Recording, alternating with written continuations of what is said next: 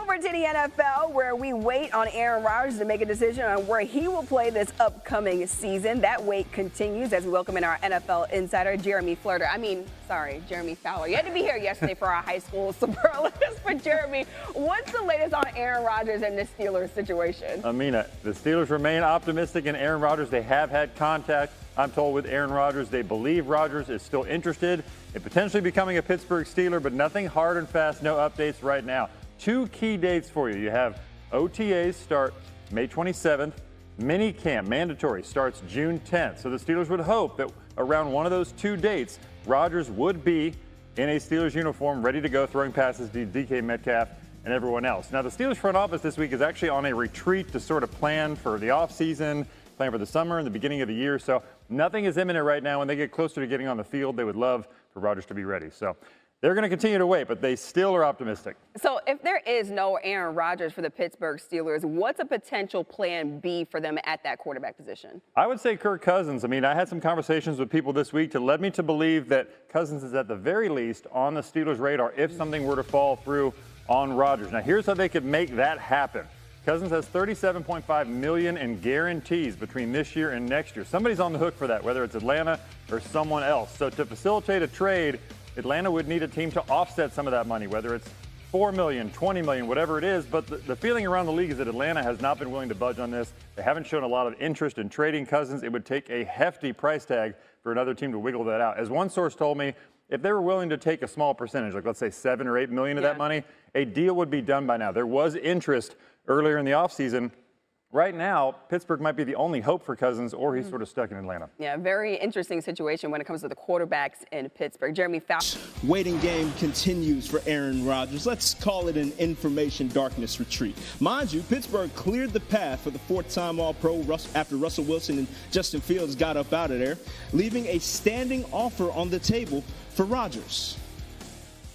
I'm banking on our senior NFL writer, Jeremy Fowler, to help us shed some light on this here situation. Now, Jeremy, what more can you tell us about where things stand between Aaron Rodgers and the Steelers currently? Yeah, well, people I've checked with the team say that they remain optimistic about Aaron Rodgers. They have had contact with Rodgers in recent weeks, but they don't have a hard and fast update. So they wish they had more clarity here, but this looks like systems go that he is plan A. They're going to wait this out. They know that he's had some family things or some personal issues that he has talked about in the Pat McAfee show that he has to work through. And so they're willing to remain patient. I saw team president Art Rooney II at the owners' meetings earlier this week. He said, we're going to wait, quote, a little while longer. So Rodgers plan A, Kirk Cousins could be a viable plan B. After making some calls today, I do believe he's been on their radar. If something were to fall through with Rodgers, certainly they could reconvene, call Atlanta, see if they could try to shake something out. But right now, Rodgers is the guy. Now, Art Rooney may be willing to wait, but that's not necessarily the case for Jalen Ramsey. He's probably waiting with a little bit more bated breath. Any updates on his situation and a potential trade there? Yeah, so I was told Miami has been in contact and in talks with several teams about Ramsey. So nothing imminent yet, in part because of that $24 million in guarantees that he is owed in 2025. The Dolphins haven't shown a willingness to pay a lot of that money. Neither do teams. Now, the LA Rams have been loosely involved here. You know, they won a Super Bowl with Ramsey. They're very familiar with the player. Nothing hard and fast, though, as far as a deal. NFC East could be one to watch. Dallas Cowboys, look, they made 3 trades this offseason, 4 players on rookie deals. Could they make a 4th trade on an NFL veteran who's on a bigger contract, certainly, but they need cornerback help?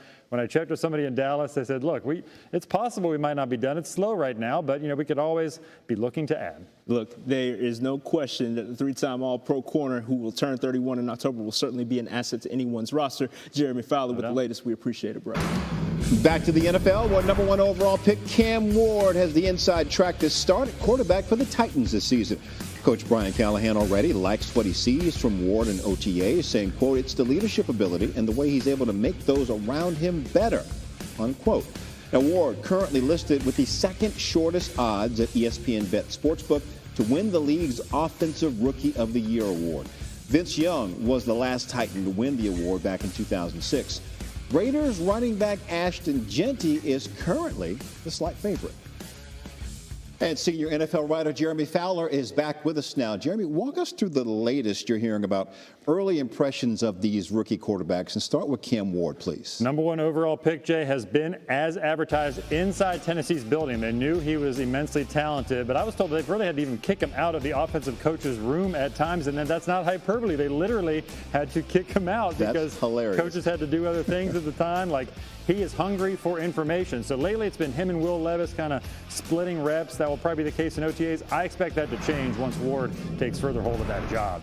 And you got Jackson Dart. So look, this is a situation where the Giants hit it off with Dart. When you talk to coaches and people in that building, they are just thrilled with kind of not only his moxie, but the way he works in the building, the way he sort of has a good feeling of what Brian Daboll wants out of a quarterback. So it's only a matter of time when he plays. They have been highly impressed so far with him. Russell Wilson will be the guy, at least in the short term. Then it will be Dart.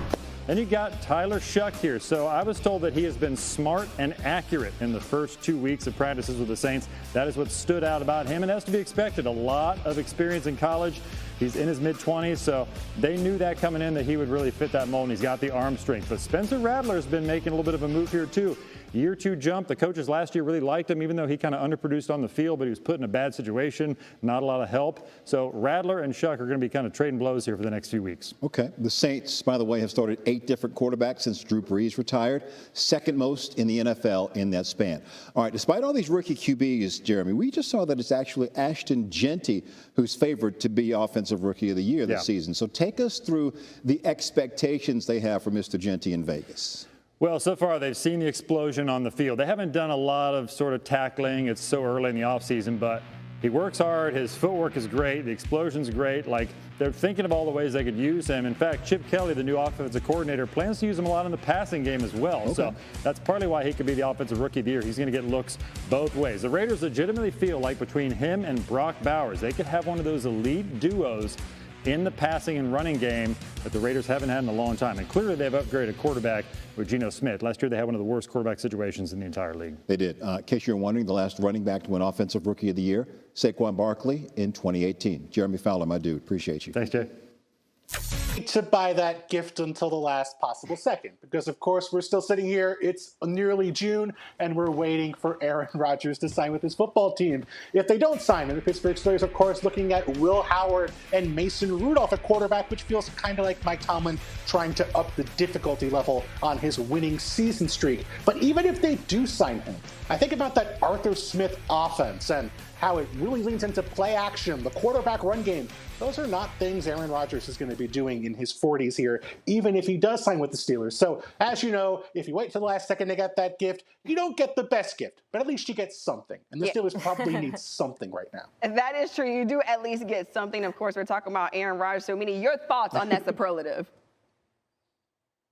I think Bill nailed it when he said when you wait a while to get a gift, it ends up being something your kid might not really want, but it's the only thing there at Target. No, I'm not speaking from experience because Aaron Rodgers was not a top quarterback by any metric last year. He was 32nd in air yards per attempt, 26th in QBR. The list goes on. We are obviously seeing decline in play. But I would also argue there's a double-sided aspect to this for Pittsburgh.